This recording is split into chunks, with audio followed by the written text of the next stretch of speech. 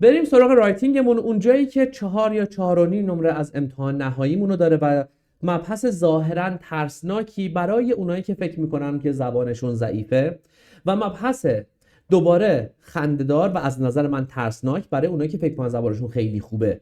چون یه رایتینگ دیگه ما 2 صفحه می‌نویسیم زبانمون خوبه، نه.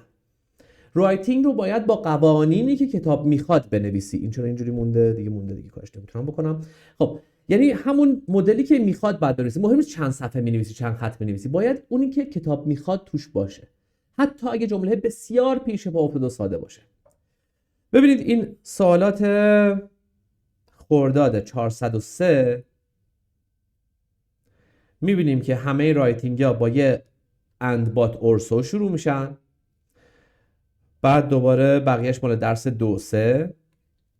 402 هم همینطور با یه and but also شروع میشه و بقیهش مال کجاست؟ مال گرامر درس 2-3. یعنی شما باید با اصول پاراگراف نویسی آشنا باشید. اول از همه من میخوام درباره یک پاراگراف صحبت کنم. هر پاراگراف چیه؟ هر پاراگراف قسمت کوچک و معناداری از متن که درباره عنوان یا تیتر صحبت میکنه و از طرفی به تیتر مربوطه ولی با پاراگراف بعدی متفاوته. خب. اگه عنوانم آلودگی هوا باشه، همه این متنها درباره آلودگی هوا هست. یعنی همه پاراگراف ها درباره عنوانن. واسه همین میگیم که متن ما انسجام داره. همشون درباره تیتر صحبت میکنن. ولی در یک پاراگراف درباره ارتباط آلودگی هوا و بیماری های ریوی صحبت میکنه و به محض اینکه میخوام برم سراغ آلودگی هوا و بیماری های قلبی، باید یک پاراگراف جدید باز کنم. پس هر پاراگراف علیرغم اینکه ارتباط داره با تیتر، از نظر محتوا با پاراگراف بعدیش متفاوته. نکته که واسه مهمه در بخش اول توی درس 2 شکل ظاهری پاراگرافه. ببینیم یه پاراگراف میتونه شکل بلاک باشه، یعنی اول همه این خطا میبینی اندازه هم باشن، ولی بینشون بین پاراگراف ها فاصله میذاره که خواننده متوجه بشه که داستان عوض شد و میخواد درباره یه موضوع جدید صحبت کنه. همین رو میشه با مدل ایندنتد یا فرو رفته هم نشون داد.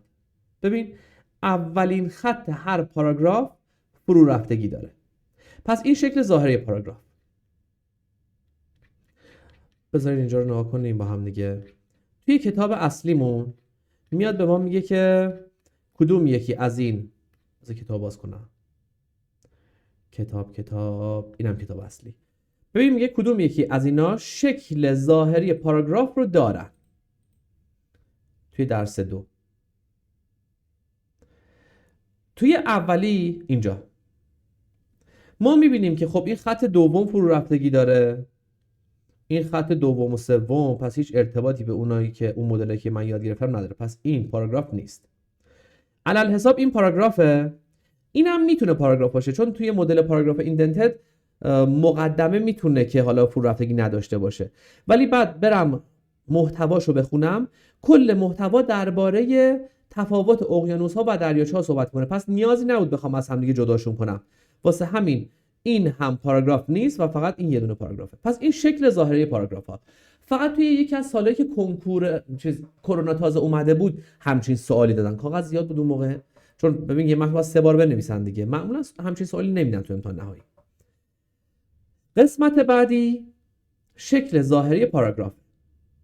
به خط اول هر پاراگراف که در بردارنده ایده اصلی اون پاراگرافه بهش میگن تاپیک سنتنس. پس تاپیک سنتنس چیه؟ اولین جمله هر پاراگراف که در بردارنده ایده اصلی اون پاراگرافه. واسه همینه اصلا توی سوالای ریدینگ اگه سوال پرسید که what is the main idea of the paragraph، تو باید بری فقط خط اولش رو بخونی، نمیخواد بقیه‌اش رو بخونی. اوکی؟ این از این. هر تاپیک سنتنس از 2 قسمت تشکیل شده. ببین این اگه تاپیک سنتنس هم باشه 2 قسمت داره. یه قسمت که بهش میگیم تاپیک که بر میگرده به عنوان یا تیتر.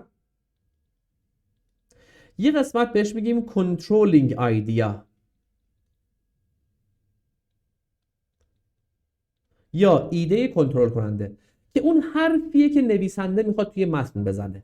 چرا بهش میگیم کنترلینگ آیدیا؟ ببین اگه فرض رو بر این بذاریم که تو میخوای درباره آلودگی هوا صحبت کنی، خب آلودگی هوا میتونه درباره مثلا عللش صحبت کنه، عواملش صحبت کنه، میتونه درباره تاثیراش صحبت کنه، میتونه درباره تاثیرش روی محیط زیست صحبت کنه، روی انسان صحبت کنه. من باید افکارمو کنترل کنم که متنم بتونه یه متن معنادار و به درد بخور باشه. واسه همین میگیم چیزی که دربارش صحبت میکنه میشه تاپیک، اون حرفی که نویسنده میخواد بزنه میشه کنترلینگ آیدیا، در واقع توی بدنه متن ما صحبت کنه. مثلا اگه عنوانم کماکان آلودگی هوا باشه،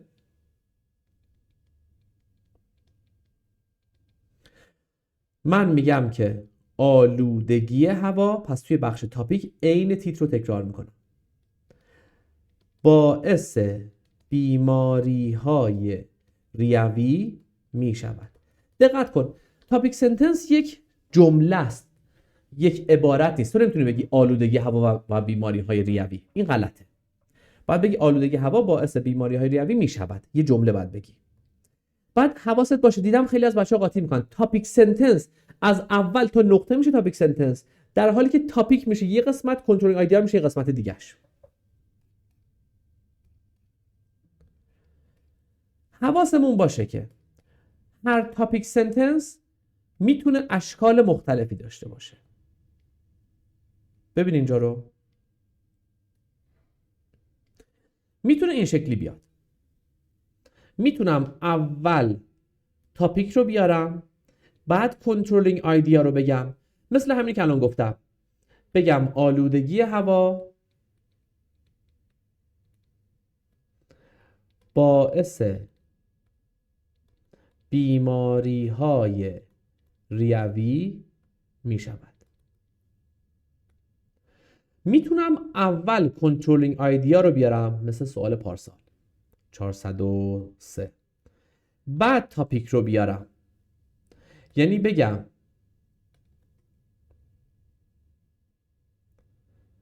بیماری های ریوی در انسان در اثر آلودگی هوا به وجود می آید. یا میتونم اینو اینجوری بگم، کنترلینگ آیدیا رو این ور اون ور بذارم، تاپیک رو وسط بذارم، یعنی این شکلی میشه یکی از بیماری های انسان که در اثر آلودگی هوا به وجود می آید بیماری ریوی است. بریم سراغ کتاب. پس حواست به این ستا باشه. کتاب میگه توی این جمله های زیر تاپیک و کنترلینگ آیدیا رو مشخص کن. چی کار میکنیم؟ لنگویج. برای اینکه تاپیک رو پیدا کنم میگم که درباره چی میخواد حرف بزنه؟ زبان. پس این میشه تاپیکم. چی میخواد بگه؟ میخواد بگه که یه سیستم ارتباطیه، پس این میشه کنترلینگ آیدیا. پس درباره چی حرف میزنه؟ میشه تاپیک. چی میخواد بگه؟ میشه کنترلینگ آیدیا. بعدی این جمله رو بخون درست حسابی. About 50% of the world languages have fewer than 5,000 speakers. درباره چی میخواد حرف بزنه؟ درباره زبانهای جهان. پس این میشه تاپیکم. دیدم خیلی از همکارا اینو تو کلاس یه جور دیگه حل کردن، خب ولی درستش اینه. حتی میتونید از هوش مصنوعی هم کمک بگیرید. انقدر دیگه همه اینو جور دیگه ای گفته بودن شک کردم، واسه همین گفتم نکنه من دارم این همه سال اشتباه میگم و دیدم که نه، درستش همینه. خب توی بعدی درباره چی میخواد حرف بزنه؟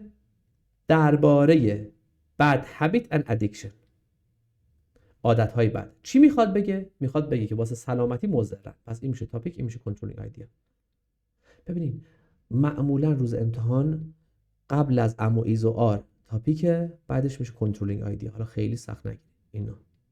پس این شکلی میشه. با همدیگه یه دونه از سوالای نه بذار کلاشو تموم کنم.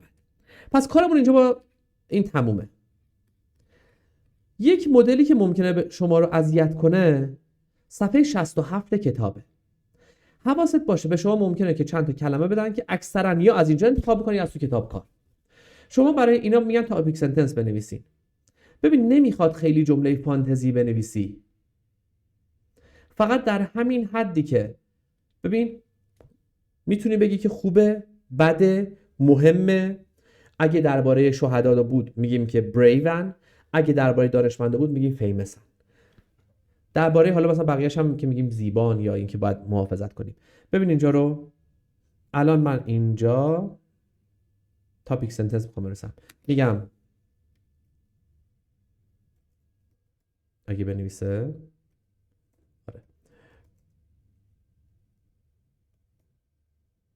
doing sport is good for health. در همین حد ساده.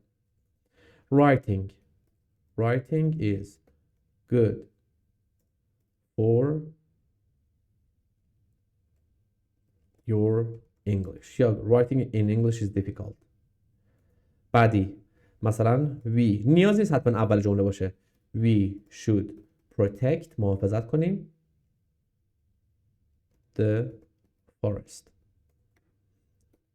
Smoking is bad for health.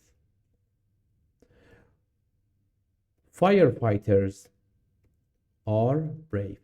ببین این جمله ها نمیام این همین رو بنویسم، دارم مسخره ترین جمله رو میگم واسه کسی که هیچ چی بلد نیست. ممکن توش ایراد هم باشه ولی نمیخوام بترسی بخاطر اینکه زبانت ضعیفه چیزی ننویسی. همین چند تا رو حفظ کن، قطعا میتونی باش جواب بدی. آویسنا میشه همون ابو علی سینا. مثلا آویسنا is famous Iranian scientist. Clean energy is good for earth. Persian Gulf نمیخواد حالا خیلی فلسفیش کنی که مال مردم ایرانه. Is beautiful یا is home to many animals. ببین پس همین الان با همین فرمول میتونی سوالای کتاب کارت هم جواب بدی. ببین اینجا رو کتاب کار، این صفحه هم مهمه. این صفحه از کتاب کار خیلی مهمه اگه باز بشه. درس 2 صفحه اینجا مثلا swimming is good for health. Okay, swimming is good for health. Watching TV is bad for eyes. همین کافیه، نمره رو میگیره. Pollution آلودگی مثلا is bad for health. Wildlife we should protect wildlife. Iran is a beautiful country. تموم شد. این از این قسمت. حالا توی درس 3 یاد میگیریم که هر پاراگراف از بخش دیگری به نام supporting sentences تشکیل شده. supporting sentences جملات مربوط به هم و مربوط به عنوان هستند که در بدنه پاراگراف میاد و در واقع نویسنده میاد همون حرفی که میخواد بزنه رو بیشتر توضیح میده و حرفش رو حمایت میکنه. حواست باشه یکی از این سالا یه سوال دادن میگفتن که در جملات زیر در پاراگراف زیر کدام دو جمله نامربوط یا irrelevant یا not supporting است. بعد عین مثالای کتاب هم داده بودن not supporting. پس جملات بی ربط به پاراگراف رو میگن not supporting. ببین اینجا رو میگه ants are strange insect. Like all insects, they have 6 legs. Each leg has 3 joints. Yesterday I saw an ant. خب من چیکار کنم که تو مورچه دیدی؟ The legs of ants are very strong, which help ants run very quickly. I can run very quickly too. خب بازم ارتباطی نداره. میگم فقط یک سال اینطوری سوال دادن که عین همین متن کتاب دادن. یا توی بعدی حالا student shouldn't use cell phone بی ربطه و but some people don't have such phones هم بی ربطه. مهمترین بخش درس 3 اینه. بذار یه دونه از اینا بردارم. یه مطلب یه صفحه جدید باز کنم.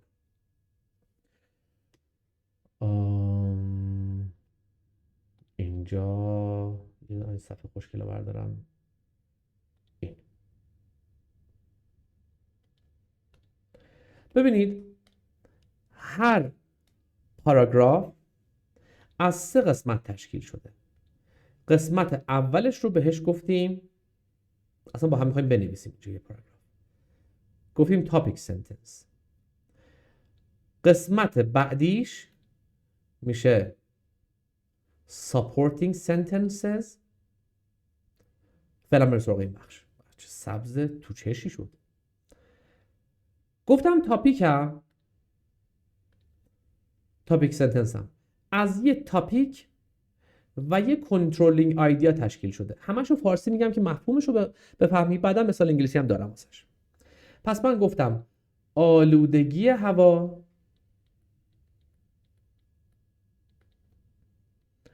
باعث بیماری های ریوی می شود.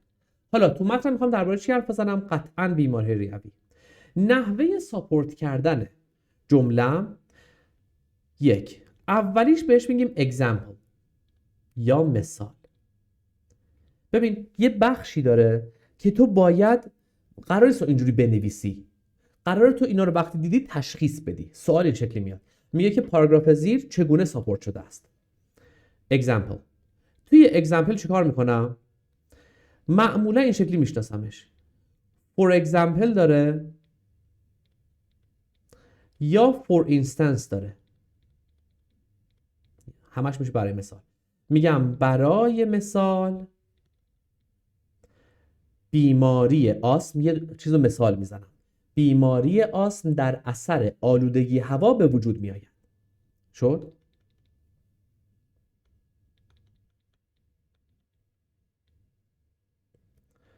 نحوه دوم ساپورت هم میشه شورت استوری. یک داستان کوتاه.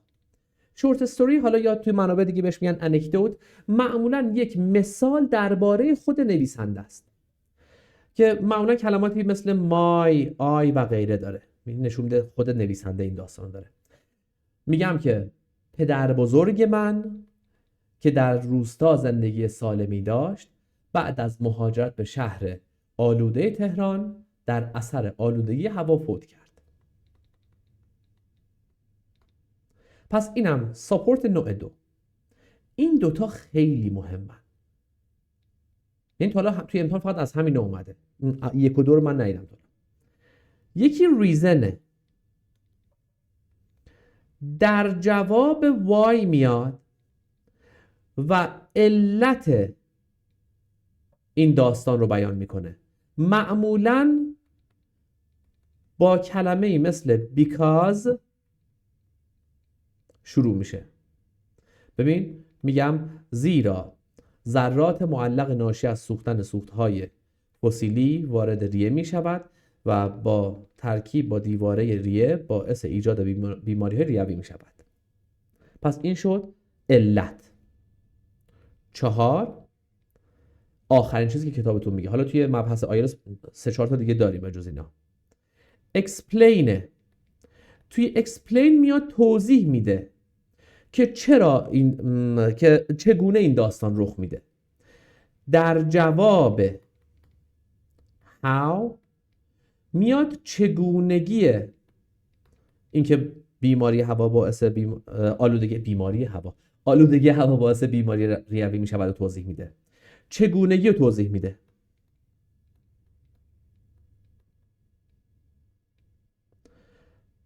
معمولا دارای مرحله است یا یه چیزی رو توصیف میکنه.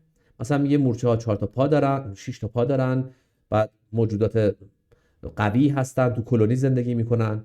یا اینکه میگه اول ابتدا دی اکسید کربن وارد ریه می شود، سپس با ترکیب شدن با خون وارد بدن انسان می شود، مانع انتشار اکسیژن می شود و باعث ایجاد بیماری ریوی می شود. پس به این روش هم میگن explain. قسمت آخر هر پاراگراف concluding sentence یا جمله نتیجه گیری نام داره. جمله نتیجه گیری یا concluding sentence با کلماتی مثل so, thus, in short, to conclude, as a result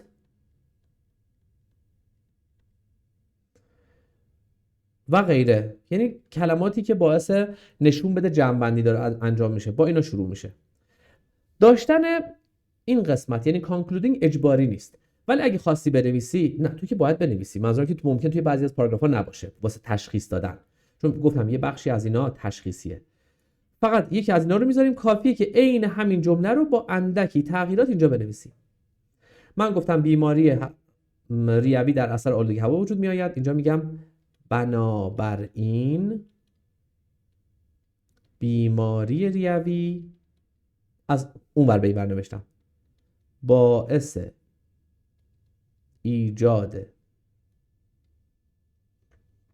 با بیماری ریوی در اثر آلودگی هوا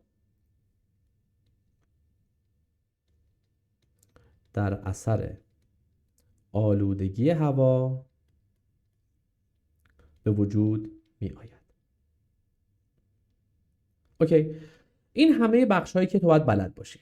ببین اینجا رو توی کتابت توی درس 3 میگه این متنا رو بخونین و اجزای مختلفش رو نامگذاری کنید. اینجا ببین horses are farm animal. پس این که شد topic sentence هم. horse topic و are farm animal controlling idea. بقیهش تا اینجا میشه supporting sentence هم. حالا اینجا داست نذاشته. As they are very useful farm animals تا آخر شده controlling idea. پس این شد topic sentence. این شد support هم. این هم شد controlling، ببخشید controlling نه چی بود؟ concluding sentences.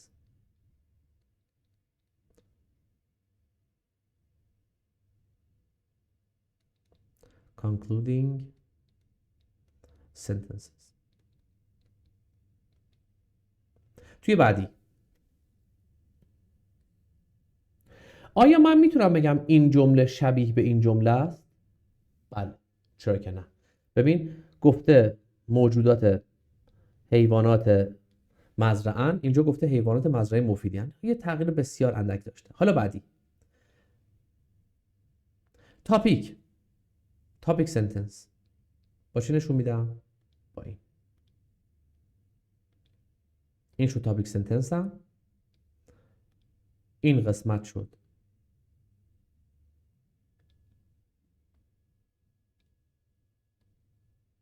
support هم.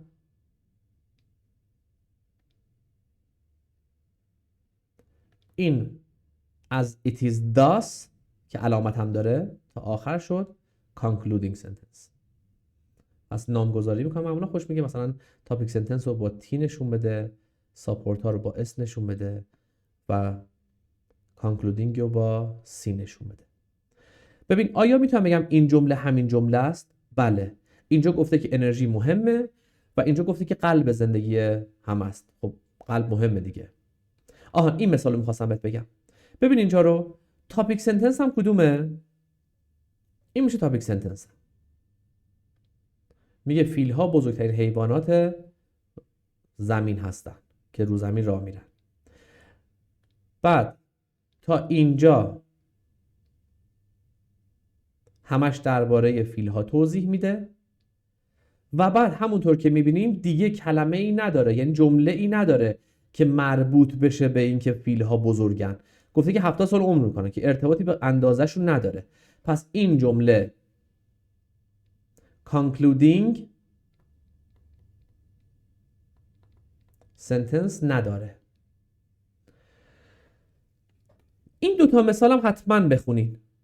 یعنی اینطوری به شما پاراگراف به هم ریخته میدن، میگن که مرتبش کنیم. چطوری مرتبش میکنیم؟ اول دو تا جمله شبیه به همون پیدا میکنیم، یکی رو میذاریم اول، یکی رو میذاریم آخر. معمولا اونی که توش علامت داره مثل شورت، این شورت و این چیزا، اینا رو میذاریم آخر از همه. بعد حالا بقیه رو با توجه به کلمات مثلا ارتباطی و اینا معمولا اونا رو توی متن میچینیم. توی چندین سالی که از این مدل سوالا دادن، به غیر از اونی که عین مثال کتاب بوده، بقیه‌اش ایراددار بوده. یعنی گفتن که مثلا چند بار پاسخنامه رو اصلاحش کردن، آخرش گفتن که آقا ساپورت رو هر جور نوشتن. فقط حواست باشه. ببین مثلا من اینجا سه رو نمیتونم بذارم به عنوان دومین کلمم. چرا؟ چون توش دیز داره. دیز پلنت، ضمیر باید به اسامی قبل از خودش اشاره کنه. خب اگه اینو بذارم به عنوان دومین جمله، کدوم سیارات؟ هنوز سیاره رو نام نبرده. پس مجبورم یک رو بذارم، خب بعد بیام سه رو چیز کنم، بعد بیام حالا مثلا 4 رو بنویسم، بعد 3 رو بنویسم. اگه بخوام اینو مرتبش کنم این شکلی میشه. این سخت‌ترین مثال کتابه. خب میگم که اول میخواد چی بگه؟ میخواد بگه که منظومه شمسی شامل خورشید، ماه و سیاراته. پس اول 3 رو میذارم. چی شبیه به اینه؟ 4 که نمیتونه بیاد، چون فقط درباره خورشید حرف زده. 1 هم نمیتونه بیاد، چون فقط درباره سیارات صحبت کرده. مجبورم چی رو بذارم؟ 3 رو بذارم. پس این شد 2، آخری شد 3. چرا؟ چون هم درباره خورشید حرف زده، هم درباره سیارات حرف زده. خب حالا از اونجایی که ضمیر برمیگرده به اسامی قبل از خودش، these planets کدوم سیارات؟ توی جمله 1 اومده درباره سیارات صحبت کرده. پس اونو باید بذارم فقط به احترام این دیزی که اینجا هست. 1 رو باید بذارم ما قبل آخر و خب خود به خود 4 هم میاد اینجا. یه دونم صفحه بعدی داره که حالا باز این از نظر محتوا بهتره، آسان‌تر از قبلی است. 2 تا شبیه به هم پیدا میکنم. A میشه، میگه درخت ها خیلی با ارزشن. D این شورت داره، اصلا خود به خود همونو میذاره. خب گرچه بقیش گفته که بهترین دوست آدمن، خب بهترین دوست آدم ارزشمنده واسش، واسه همین دی میشه آخریش. بی رو نمیتونم بذارم چون توش آلسو داره، میگه همچنین. پس باید اول از مزایای دیگه نام ببرم. مثلا میتونم بگم اول ای بیاد که چیزای به درد بخور زندگیمون رو تامین میکنن، بعد بگم که سی بیاد، دی اکسید کربن رو جذب میکنن، اکسیژن میدن، و بعد بی رو بیارم. چرا؟ چون توش آلسو داره. یعنی حداقل باید یه چیز دیگه بگم که مثلا اونا واسه ما چیزای ضروری زندگیمون رو تامین میکنن، همچنین این کارم انجام میدن. نمیتونم مستقیم بگم همچنین، همون اول جمله، فقط به خاطر این آلسو. واسه همین گفتم حواست به کلمات ربط باشه. خب بریم سراغ اون قسمتی که باعث نگرانی بچه‌ها میشه. خرداد 403 رو میارم، با هم دیگه سوالاشو جواب بدیم. ببین میگه که اینو کامل تکنولوژی. خب اولا که متن مال خود کتابه، میگم تکنولوژی is important. چرا اینو گفتم؟ اول از همه که خب با گود و بد و اینو گفتم میتونی جواب بدی، همینطوری بدون خوندن هم میتونی ایمپورتنت رو بنویسی. متنش هم که بخونی میفهمی درباره اهمیت این صحبت میکنه. بعد یه therefore گذاشته واسه بچه‌هایی که خیلی ضعیفن. گفتم همین جمله رو تکرار کن، یه وری بذار توش. So technology is very important. این نمره میگیره، نترس. این سواله بود که گفتم مرتب کنید که یه خورده حالا مثلا درگیری ایجاد میشد دیگه، چون میتونستی ترتیبش رو به هم بریزی یه جوری جواب بدی. ولی مسئله که وجود داره این مدل چیزاست. دانش آموز میگه که آقا من که اصلا سواد انگلیسی ندارم، چطوری میخوام درباره چریتی بنویسم؟ چریتی میشه خیریه. توی کتاب کار 3 تا موضوع آخر سر داده بود که دربارهش بخواین چیزی بنویسین. اینجا چریتی سومیش بود. ولی خب هیچ وقت قرار نیست کل متن خودت بنویسی. همونطور که اینجا میبینی خودشون همه چی رو بهت میدن. یعنی توی متن میگن که اینجا میگن که از چی استفاده کنی. فقط کافیه اینا رو تبدیل به جمله کنی. ببین اینجا رو.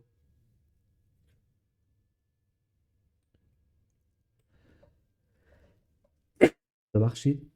میگم charity is the act of giving help to those in need. حساسیت فصلیه دیگه، آخرش نمیتونم قطع کنم ویدیو رو. تموم شد دیگه. It is a kind of voluntary work. اینو واسه دانش آموز خیلی ضعیف دارم میگم، چند بار تکرار کردم که اونا هم نمره بگیرن، ولش نکنن اینو. It gives a، حتی آسش هم نمیذارم که خیلی پیچیده نشه، sense of happiness. So یا in short، ببین میخوام دانش آموز خیلی ضعیف نمره بگیره. گفتم همون جمله اول تو نیست. Charity is helping the poor to have a better living. تموم شد. این نمره میگیره. نگران نباش. بریم سراغ 402 بخش رایتینگش. ببین اینجا رو، به نظر رایتینگ 402 قشنگ‌تر از 403 بود. اینجا رو میگه که سوال 63 میگه این متن، این پاراگراف چطوری ساپورت شده؟ ببین but why دارم. گفتم کدومی که از اون 4 مدل درباره why در جواب why میاد؟ آفرین، reason. پس جواب میشه دی به همین سادگی. میگه حالا تاپیک رو پیدا کن. درباره چی میخواد حرف بزنه؟ آقا تاپیک توی تاپیک سنتنس دیگه، یعنی قطعا این توه، جمله اول هر پاراگراف. درباره چی میخواد حرف بزنه؟ میشه تاپیکم. درباره بازی‌های کامپیوتری.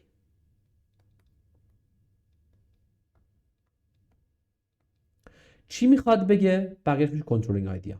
پس children shouldn't play. این میشه controlling idea. خب concluding sentence کدومه؟ میری آخراشو نگاه میکنی، میبینی که یه دونه in short داره. پس از اینجا تا آخرم میشه چی؟ concluding sentence. بیا نمرشو گرفتی به همین سادگی. رایتینگ ترس نداره که. میگه یه پاراگراف بنویس درباره حافظ که همه اینا توش باشه، همه این اطلاعات. ببین به همین سادگی همه چی خودش گفته. اصلا قرار نیستش که بترسی. میدونم سوادت ممکن نرسه. تو ببین اینجا من چی کار میکنم. ببین مثلا چیزی مینویسم اینجا، از خودم از دانشم استفاده میکنم. اصلا میگم ببین حافظ is، حتی وازم نمیذارم، میگم شاید بلد نباشی، great Iranian poet. فقط درباره زندگی نامه حواست باشه که was born اینه به دنیا اومد. He was born sometime between فلان فلان فلان. دوباره he was born in Shiraz. دوباره the name of famous book is Divan. بعدی type of poetry is غزل. تنها هنرم همینه. میگم in short حافظ is a great، گفتم famous Iranian poet. حل، کار خاصی نکردیم. خب یه خورده ویدیو طولانی شد به خاطر اینکه کل مبحث 2 و 3 رو توش آوردم. اوکی. امیدوارم که فردا حالا یا هر وقت که امتحان دارین برین و بتره کنین و با دست پر برگردین.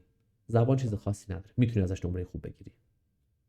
فعلا موفق باشی.